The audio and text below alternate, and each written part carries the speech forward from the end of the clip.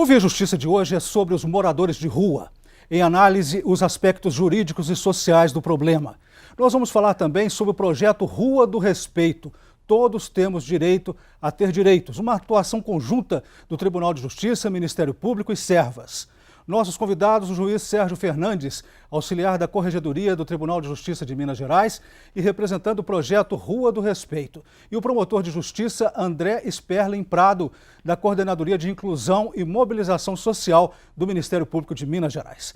Numa parceria da TV Assembleia com a Mages, a Associação dos Magistrados Mineiros, o Via Justiça está começando.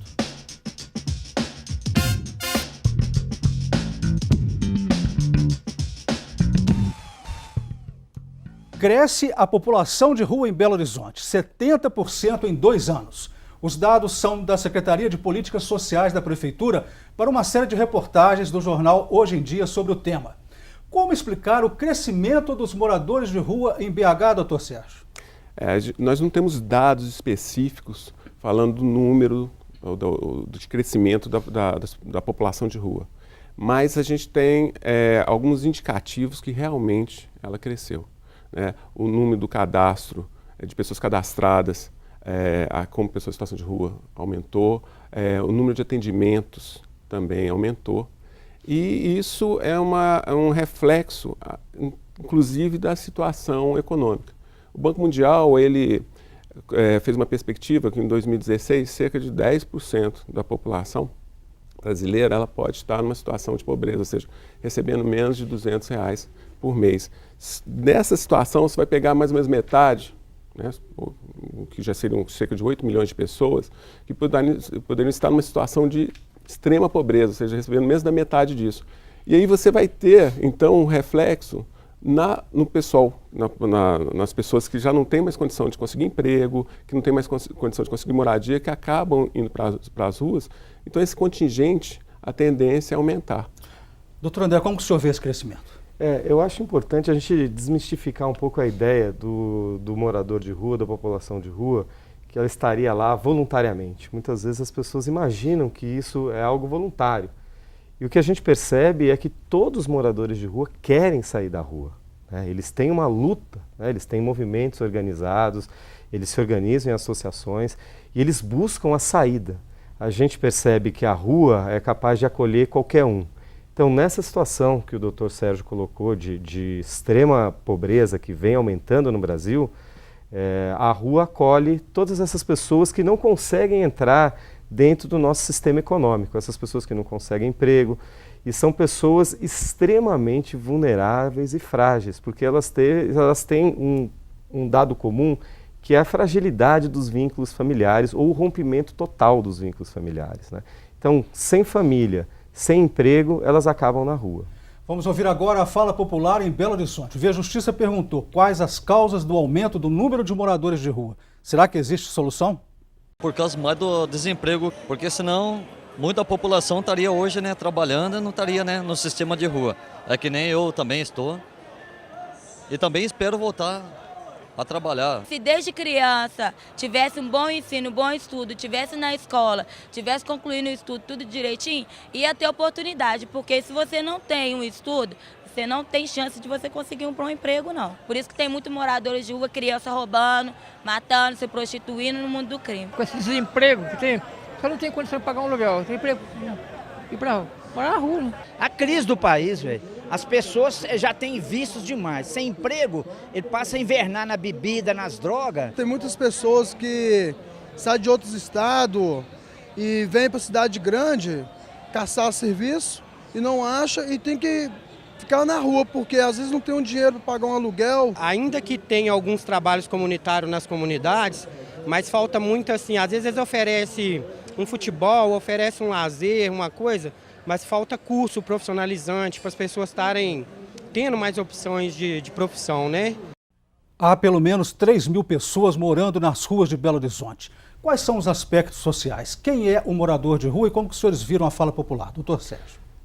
O que as pessoas estavam falando é isso e muito mais, porque é um assunto extremamente complexo. né? A própria caracterização da pessoa em situação de rua, a gente está falando de um grupo heterogêneo de adultos, né? E ele está lá, o doutor André falou, a rua flagela a todos, ele não está lá porque ele quer. Ele está lá porque rompimento de vínculos familiares é uma das situações. Questão de desemprego, e a gente tem uma estrutura de imigração muito dentro do próprio Estado. Situação outras que a gente fala da perda da vitalidade, né? Porque quando a gente fala de depressão, a gente sempre fala isso, depressão não é tristeza, é perda da vitalidade, é perda do propósito. Alguma coisa que aconteceu na vida da pessoa que fraturou a vontade dela. E aí ela perde a opção, né? Uma opção que ela poderia ter, ela acaba perdendo, ela não vê outra saída, acaba indo na rua, e na rua, a pessoa está de cara limpa na rua, a gente sabe que é difícil. Então ela acaba se envolvendo também com a estrutura de bebida, etc. E uma coisa que tem de ver, que além do aumento do número de pessoas em situação de rua, uma coisa que nos preocupa muito, isso é muito falado pela doutora Claudenice da Pastoral, é o tempo de permanência dessas pessoas na rua, que está aumentando. Ou seja, quanto mais tempo ela passa lá, mais ela vai se embrutecer, mais as relações ficam mais ríspidas, ficam mais violentas, mais é difícil para ela sair. Doutor André, a visão do senhor sobre a fala popular. Olha, eu endosso totalmente as palavras, doutor Sérgio, que realmente o caminho dessas pessoas na rua é desumanizante, né? Então a gente percebe que falta humanidade no tratamento com essas pessoas. E isso gera nas pessoas essa depressão. Às vezes a pessoa entra na rua por causa de uma situação econômica, mas a situação de rua acaba gerando a depressão leva à bebida, às drogas e vira um círculo vicioso, muito difícil de quebrar, porque essas pessoas não têm apoio em ninguém, né? A gente só consegue sair de uma situação dessa se apoiando em alguém, e eles não têm apoio de ninguém. Então, por isso a importância da gente colocar essa situação para a população, da gente tentar se unir para ajudar essas pessoas, porque essas pessoas precisam de ajuda e elas estão clamando por ajuda. Doutor Sérgio, quais são os aspectos jurídicos, quais são os direitos da população de rua? A população de rua, ela na verdade, as pessoas que estão em situação de rua, ela tem todos os direitos sociais, ela tem todo esse arcabouço de direitos fundamentais, e a situação é que, na prática, ela não acessa esses direitos, ela não tem condição de acessar esses direitos. Ou seja, por vezes, aí a situação da área jurídica, né, do judiciário, do Ministério Público, o próprio Supremo Tribunal Federal ele já entra nessa área, o judiciário, o sistema de justiça, ele começa a ter a função de afastar obstáculos para que essa pessoa consiga acessar esses direitos. Ele tem os direitos políticos. Agora, ele pode exercer, ou seja, ele tem o título de eleitor. Uma situação que parece simples, mas é difícil. Foi feito um trabalho com a promotora Graciele em Patinga, por exemplo, um programa Voz das Ruas, que é exatamente com isso, junto com o Tribunal Regional Eleitoral, para que a pessoa seja conscientizada, para que ela possa exercer seu direito a voto. E a partir daí, há uma situação de empoderamento. Na hora que ela começa a participar, ela começa também a participar das políticas públicas. O que a gente vê muito hoje é que a política pública ela é deficiente, ela não consegue suprir todo esse fenômeno. Então precisa muito da ajuda da sociedade, por isso que são as atuações em rede. Doutor André, afirma-se que na rua todos os direitos são violados. Por que isto não consegue ser resolvido? Bom, o que a gente vê é que o morador de rua é invisível, né? A gente às vezes passa por ele e a gente quer se distanciar dele, né? É muito difícil imaginar que esse grupo de pessoas que a sociedade considera invisível tenha os seus direitos respeitados. A verdade é que o morador de rua tem exatamente os mesmos direitos que eu, que você, que qualquer um de nós. Agora, se ele não é reconhecido nem como pessoa, como ser humano, muito dificilmente a gente vai ter o direito dele reconhecido, que eu acho que já é uma etapa ainda posterior. Por isso, nós, do Ministério Público e da magistratura, a gente tem que trabalhar isso na população e trabalhar isso institucionalmente, né, para que essas pessoas possam ter esses direitos reconhecidos.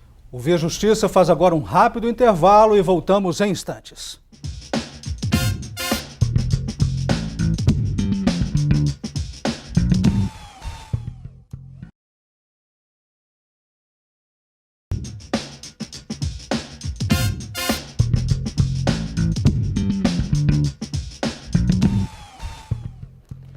O o Via Justiça e o drama dos moradores de rua de Belo Horizonte. Neste bloco, as informações do projeto Rua do Direito, uma parceria do Tribunal de Justiça, Ministério Público e Servas. Participam do programa o juiz Sérgio Fernandes, auxiliar da Corregedoria do Tribunal de Justiça de Minas Gerais e representante do projeto Rua do Respeito, e o promotor de justiça André Sperling Prado, da Coordenadoria de Inclusão e Mobilização Social do Ministério Público de Minas Gerais. Doutor Sérgio, qual é o melhor caminho para se garantir o acesso da população de rua aos seus direitos? Como o assunto é complexo e acaba sendo multifacetado, várias óticas são utilizadas, ou seja, é uma questão, pode ser vista uma questão de saúde pública, é uma questão de acesso à moradia, é uma questão de empoderamento, é uma questão de psicologia social, questão humana. Em razão de todas essas situações, o que a gente tenta fazer é criar pontes. Ou seja, né, a gente fala muito, né, nessa época de muros, o que se tenta criar pontes, ou seja, fazer um ambiente de encontro entre todas essas informações e todas essas visões, para que a gente consiga ter uma troca de informações, troca de ações e um conhecimento mais qualificado sobre essa realidade, para que as ações sejam mais efetivas. Não tem uma só situação. O que a gente observa é que a própria política pública ela é insuficiente para trabalhar nesse fenômeno. Então você tem de ter também uma mobilização da sociedade, né? As organizações têm de conhecer mais. Então o trabalho, por exemplo, da Rua do Respeito é um trabalho, claro, de servir de catalisador de várias instituições, mas também um trabalho de conhecimento e de esclarecimento interno das instituições, por exemplo, o Tribunal de Justiça e o Ministério Público. Doutor André, fala-se em ineficácia das normas e do Estado em relação à população de rua. Isso procede na visão do senhor? Claro, procede. A verdade é que a população de rua, ela tem os direitos respeitados, desrespeitados, muitas vezes até pelas próprias instituições que cuidam, né? Nós temos notícias de que os abrigos, os albergues, onde existe o acolhimento da população de rua, às vezes para passar uma noite, não estão prestando o serviço adequado, né? Isso, inclusive, está sendo, no momento, objeto de discussão. Nós estamos discutindo isso com a população de rua. Então, às vezes, a própria instituição que está ali para acolher não está dando o tratamento adequado. E essa população de rua não tem muito para quem recorrer. A gente vê que eles têm até medo de fazer denúncia e não ser acolhido no abrigo na noite seguinte. Então, você imagina como eles são fragilizados, né? A tendência que nós temos é não acreditar quando uma pessoa em situação de rua chega e te conta alguma coisa. Porque geralmente ela chega para te falar cheirando mal, às vezes com um hálito etílico, com aquela situação fisicamente difícil de lidar, e puxa vida. Então ele passa a não acreditar nele mesmo. Eu acho que isso é uma grande dificuldade, né? O próprio morador de rua muitas vezes não acredita no potencial que ele tem, e por isso nós precisamos fazer esse resgate, junto com as instituições, né? E junto à sociedade. Doutor Sérgio, quais são os resultados até agora do projeto Rua do Respeito? Como que surgiu o projeto? O projeto Rua do Respeito, na verdade, ele é um termo de cooperação técnica feito pelo Tribunal de Justiça de Minas, o Ministério Público e Servas, para discutir as políticas públicas relativas às pessoas em situação de rua. A partir daí ele se estruturou numa rede e através de termos de adesão, várias instituições, nós procuramos várias instituições, universidades, empresas, outros órgãos públicos, aí começou a fazer um ambiente de discussão. Uma das ações que a gente tem são as audiências públicas, que são feitas em todos os estados, e das audiências públicas saem recomendações. Normalmente, a audiência pública tem um juiz participa, e normalmente o Ministério Público ele apresenta algumas recomendações específicas daquele município, desde casos específicos de descumprimento ou violação de direitos, até situações de políticas públicas, ou seja, o centro CAP está funcionando ou não, a estrutura do albergue. O que tem muito de ver, uma outra situação que o doutor André falou muito bem, é a questão da invisibilidade. Ela tem de ser combatida. Porque na hora que a pessoa em situação de rua, ela passa a ser parte da paisagem urbana, você passa a não dar atenção, ela própria vai introjetar aquilo que a sociedade pensa dela. Então, cada vez mais, ela vai fugir nos andrajos, na própria falta de condições, da estrutura de dignidade, e vai ser muito mais difícil ela sair. Então, por exemplo, através hoje do Dr. Renan e do Dr. Arilson, a gente abriu o Sejusc, que é um sistema de mediação do Tribunal de Justiça, para o acesso às pessoas em situação de rua. Por quê? Porque uma das condições da pessoa em situação de rua, da caracterização, é a ruptura de laços familiares. Então, falando, vamos tentar, através também das universidades que trabalham com o tribunal, fazer um serviço especializado para que essa pessoa possa acessar e que a gente consiga estabelecer os laços. A gente não consegue fazer esse fluxo de trabalho. Por quê? Porque a pessoa em situação de rua, ela tem muito medo de ir até o fórum, por exemplo, né? Como é que a pessoa vai ver? Como é que ela vai ser recebida? Embora o pessoal do fórum esteja sendo treinado, mas é o medo dela, né? Ela começa a se sentir menor. Então, esse é um problema muito sério. Então, o combate da invisibilidade é um dos principais pontos também da Rua do Respeito. O senhor falou aí de audiência pública, eu tenho aqui uma informação que foi publicada nessa série de reportagens do jornal Hoje em Dia, lá em Uberlândia, em 2015. A audiência relatou os seguintes problemas. Atendimento inadequado nas unidades de saúde, como os senhores já falaram, né? Abordagens policiais violentas, falta de parceria entre os órgãos para uma atuação conjunta, necessidade de agilizar procedimentos como a emissão de documentos e a necessidade de criar oportunidade de trabalho para essa comunidade. Não é fácil arrumar trabalho para essa comunidade. Não é muito difícil conseguir trabalho. Geralmente o trabalho é aquele trabalho mais mal remunerado possível, ou seja, é o salário mínimo. E a gente conhece relatos de moradores de rua que às vezes conseguem o trabalho e não conseguem sair da rua, né? Então a gente vai para uma questão um pouco mais ampla, que é a questão do salário mínimo para uma pessoa é suficiente para ele sair da rua?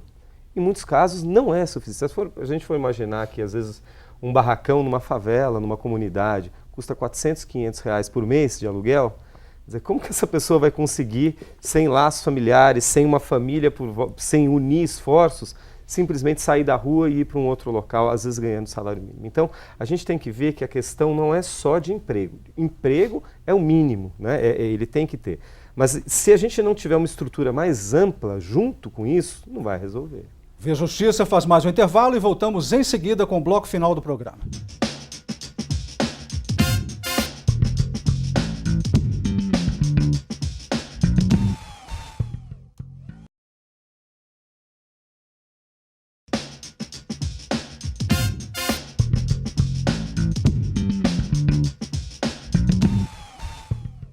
O Via Justiça e o crescimento em 70% dos moradores de rua de Belo Horizonte nos últimos 2 anos.